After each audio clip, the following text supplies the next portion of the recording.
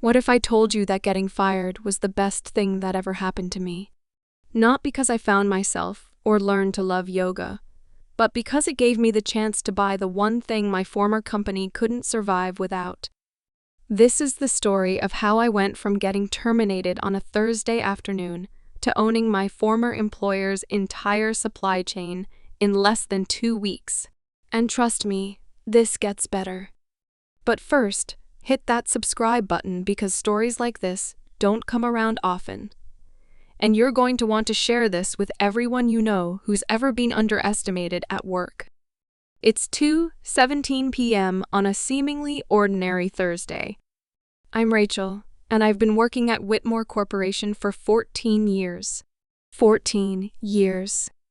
I built their entire vendor network from scratch, negotiated million-dollar contracts, and kept their supply chain running through floods, fires, and a global pandemic.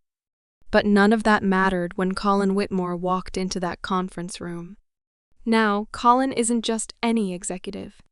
He's the founder's son, fresh MBA designer suits, and the kind of confidence that only comes from never having to prove yourself.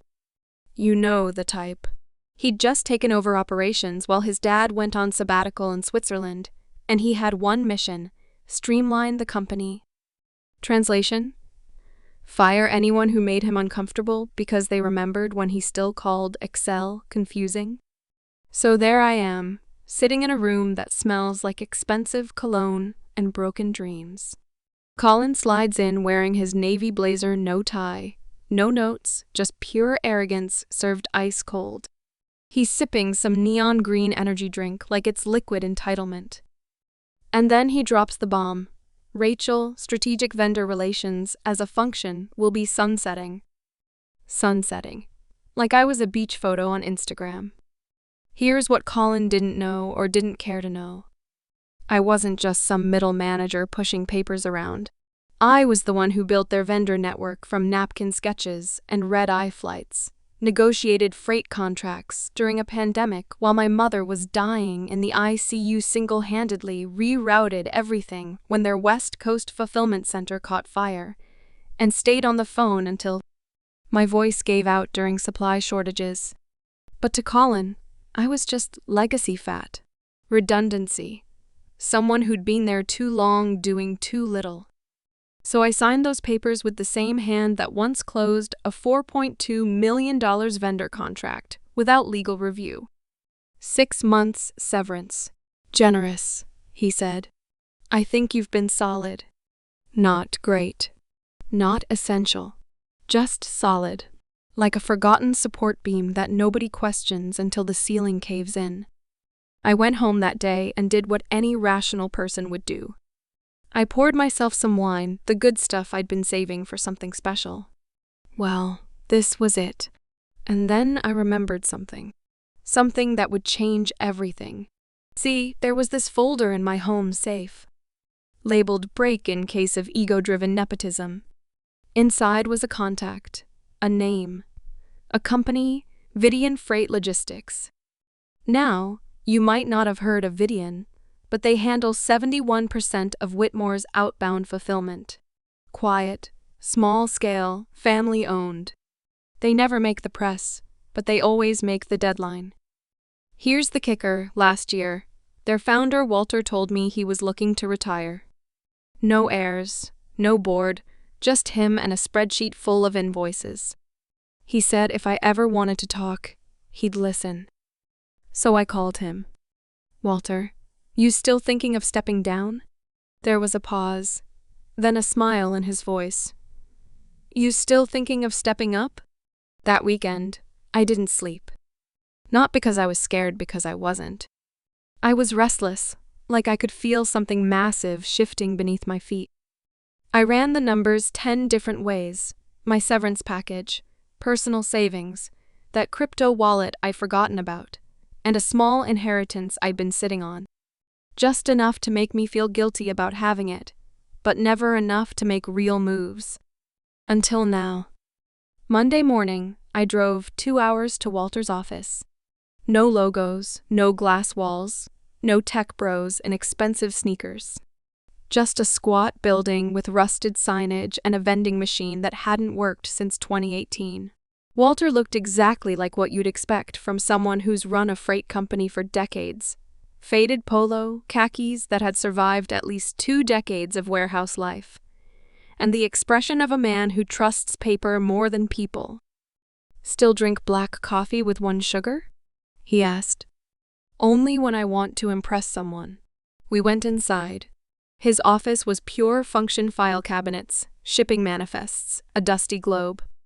He slid a folder toward me with an offer that made my heart race. The numbers weren't just manageable. They were smart. Clean margins, predictable growth, a few aging trucks I could replace within a year. "Why me?" I asked. His answer hit harder than I expected, "Because you're the only one who treated us like people, not leverage." By 3:41 p.m. that same day, I owned 51% of Vidian Freight Logistics. Now here's where it gets interesting. Colin had no idea. He thought I was jobless, probably picturing me crying in a bathrobe, binge-watching reality shows while my severance slowly disappeared. But the beautiful thing about incompetent people in power? They make mistakes. Big ones. He hadn't even bothered to disable my company email until Friday. Classic amateur move. Then on Friday, my phone rang. Blocked number. I let it go to voicemail. Then another call. Same number. Finally, a text, urgent, from the board.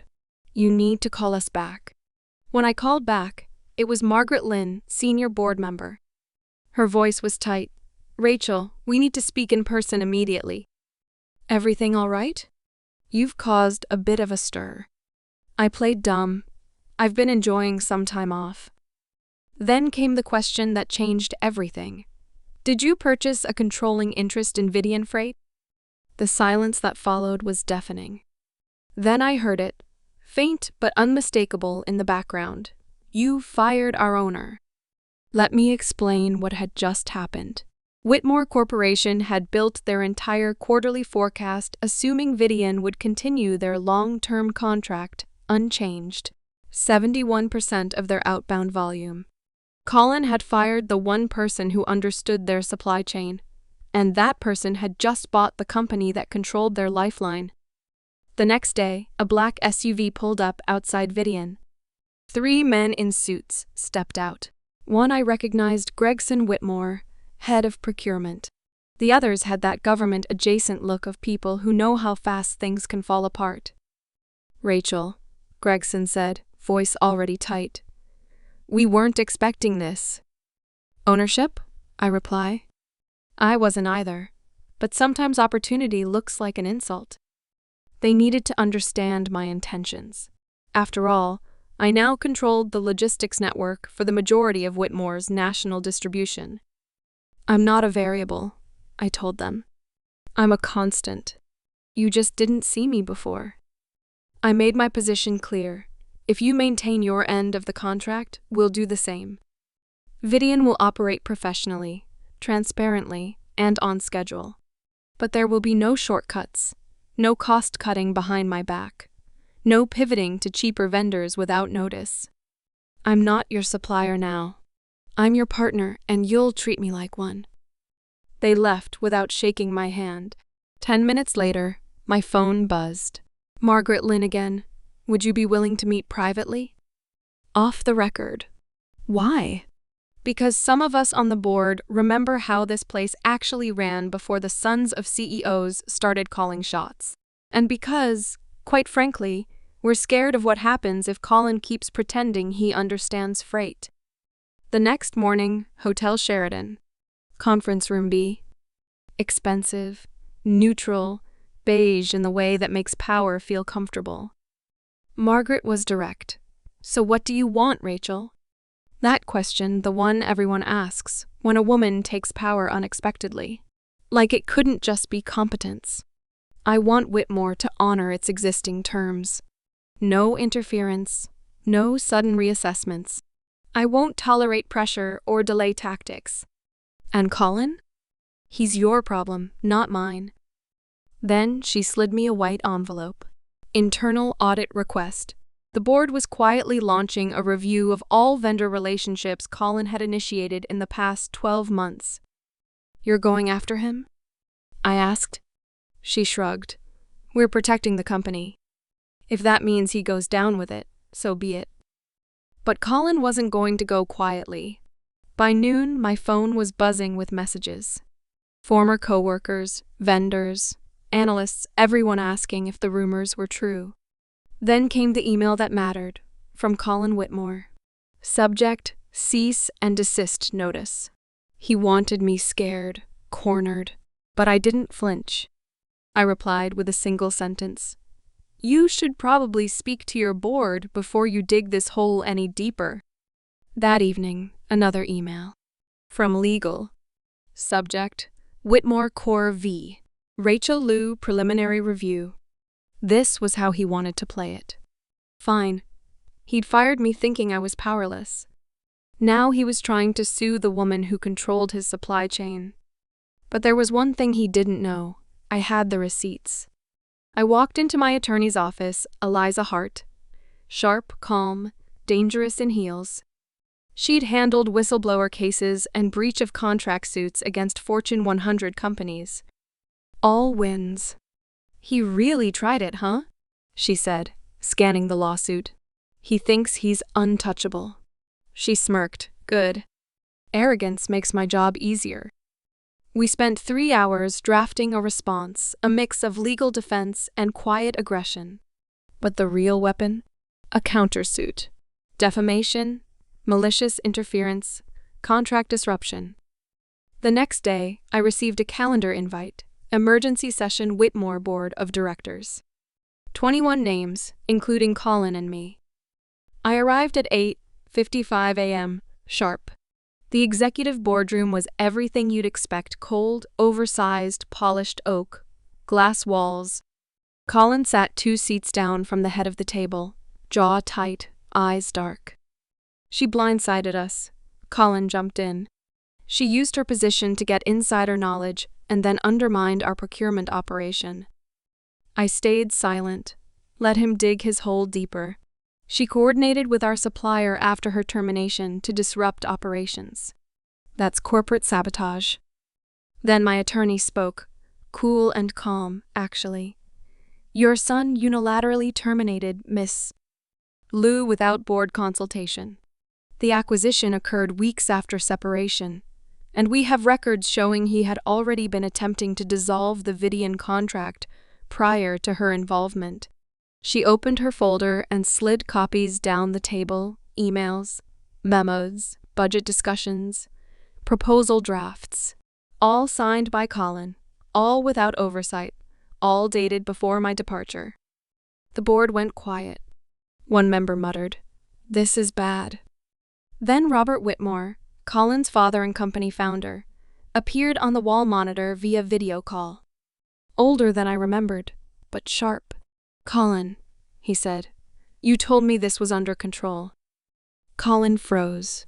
"It's not," Robert continued, "and it hasn't been for a while." Then he turned to the camera. "Rachel, what would it take for this to end without further damage?" I could have asked for anything in that moment, but I already knew the answer. I don't want a payout. I don't want silence money. And I don't want Colin in my inbox ever again. Murmurs across the table. I want a public, notarized statement from Whitmore Core, acknowledging the change in ownership at Vidian Freight, affirming our partnership, and confirming that no legal action will be pursued. Robert nodded. And I want Colin's resignation, effective immediately. No vague titles, no consultant roles. I want his access revoked and his name removed from any strategic procurement decisions. "You're joking," Colin shouted, red-faced. "No," I said calmly. "You gambled with other people's jobs. You fired me without cause, and now you're being held accountable. It's called a consequence. This is a hostage demand." "It's called accountability," Margaret said from the head of the table. Robert looked directly at the camera. "Colin, step outside." When the door clicked shut behind him, Robert exhaled. The board will take your request under advisement. You'll have an answer within 24 hours. I stood. You have 12. And I left. The next morning, 9:43 a.m., I received a certified email. Subject: Whitmore Board Resolution. Effective immediately, Colin Whitmore has stepped down from his role at Whitmore Corp. The board formally recognizes Rachel Liu as the majority owner of Vidian Freight and reaffirms the company's ongoing partnership. All legal proceedings initiated by former management have been withdrawn. No apology. Just facts. That was enough. By noon, it was in the press. Whitmore shakeup. CEO's son ousted after vendor power shift. I didn't give a statement. I didn't need to. The numbers spoke for me. Within 2 weeks, Vidian secured 3 new contracts. Partners who had been watching the storm, waiting to see if I'd survive it. The moment I did, they picked up the phone. 3 weeks later, I walked past Whitmore Tower. It looked the same: glass, steel, ambition, in concrete form. But something had changed. Not the building. Me. I didn't stop. I didn't look up. I just kept walking. Here's what I learned. Sometimes you give a company everything, and they still choose someone who's louder, younger, or better connected. They call it strategy, but it's not. It's blindness. And sometimes the person they underestimated becomes the person they depend on. Not out of revenge, but out of necessity. If you're lucky, or just prepared, you don't burn the bridge. You buy the river underneath it. Because the best revenge isn't getting even. It's becoming indispensable to the people who thought you were disposable. If this story inspired you, hit that like button and subscribe for more stories about turning setbacks into comebacks. Drop a comment below and tell me about a time you were underestimated at work. I read every single one. And remember, sometimes getting fired isn't the end of your story. Sometimes it's just the beginning of a much better chapter. Until next time, keep building your bridges or buying the rivers beneath them.